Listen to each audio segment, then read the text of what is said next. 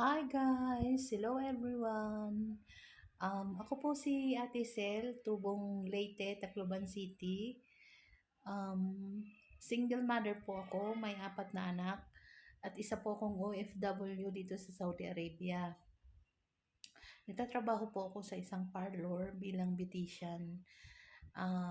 Sinubukan ko lang po na mag-vlog kasi dahil sa pagiging beautician ko at pagtatrabaho ko dito sa Saudi Arabia, hindi po sapat ang kinikita ko.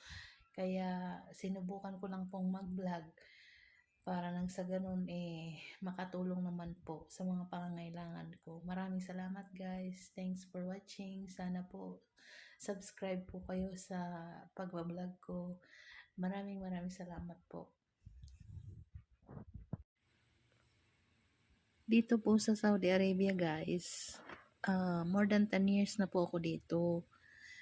Pero hindi po ibig sabihin na more than 10 years na ako dito marami na akong pera. Hindi po ganoon kasi 4 po ang mga anak ko. Siyempre, kailangan ko silang suportahan sa lahat ng mga pangangailangan nila.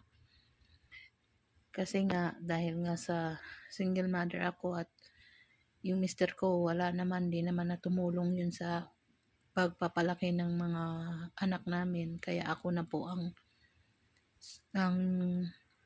tumayong nanay-tatay sa kanila. Hindi po sapat ang sweldo ko, konti lang naman po ang sweldo ko. Kaya kailangan ko talagang maghanap ng paraan para makadagdag naman sa pangangailangan ko. Kaya ito ang naisipan ko, yung pagbablog. Sana po suportahan niyo po ako mga guys. Maraming salamat po.